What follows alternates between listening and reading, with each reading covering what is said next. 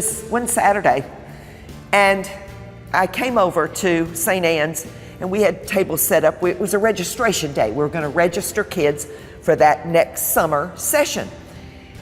And I was supposed to have somebody working with me, but it ended up that person couldn't get here, so I was by myself. And I had families coming in, and I had my little clipboards, and I was getting people, signing up and getting them all registered, and the phone rang. And I answered it, and it was this daddy on the other end, and he asked me if I was registering people today. And I said yes. And he said, well, I'm coming. Don't leave till I get there. And he said, I have to walk. And I said, it's pouring rain outside. I mean, it was a deluge. And I said, we'll be doing this other days. And he says, no, lady, I have to come today. I want to come today. And I said, all right, but it's really raining. I've got an umbrella, he said. And I had no idea how far he was walking. So he had told me he had to walk.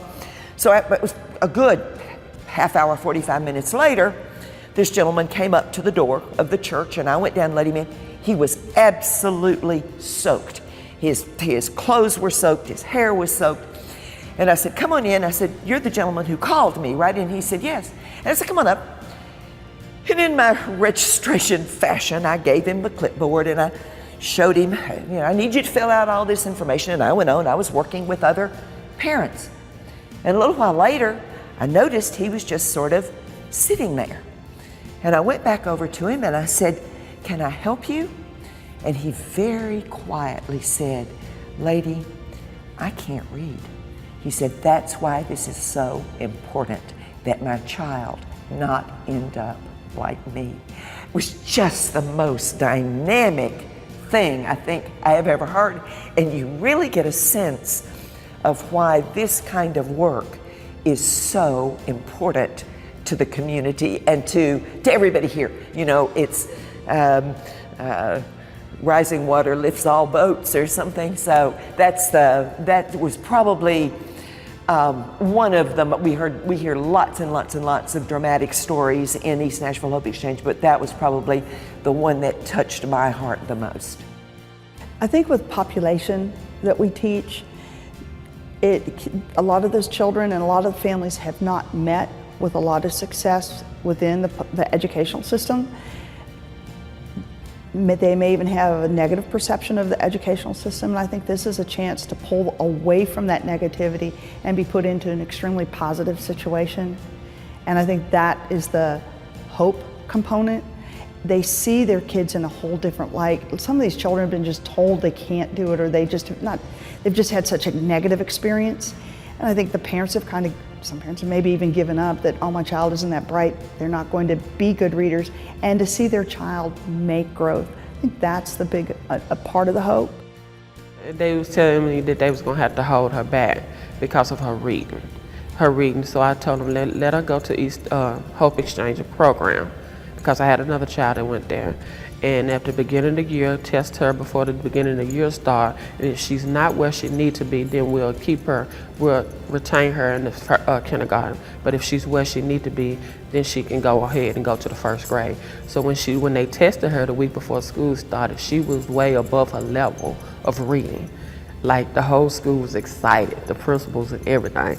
So it was exciting for her. For my 6-year-old to be excited that's a big deal. And she loves it. I've seen a big change in her, because when she just grab a book and just play like she's reading, now she's actually reading the words and excited about reading it.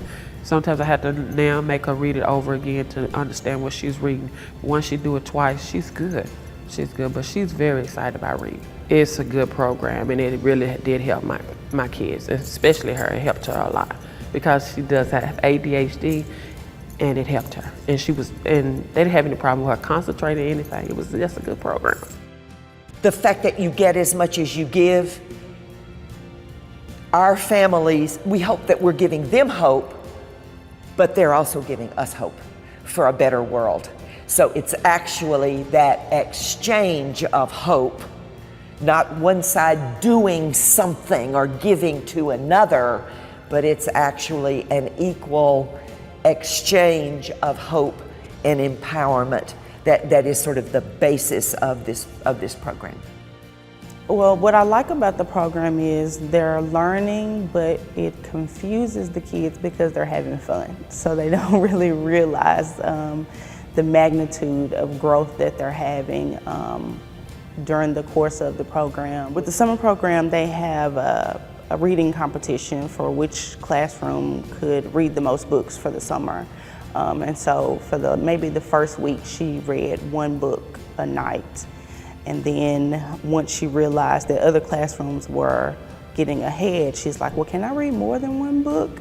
Because we gotta win, Mama, we gotta win. And so she took that initiative, but she also used that to get more books. And then also I have a younger daughter, she used that to also read. So she's like, she wanted to read to her sister. So that also boosted her enthusiasm to want to read more as well. This year, she elevated through her levels very quickly. So I know that was due to what she learned over the summer.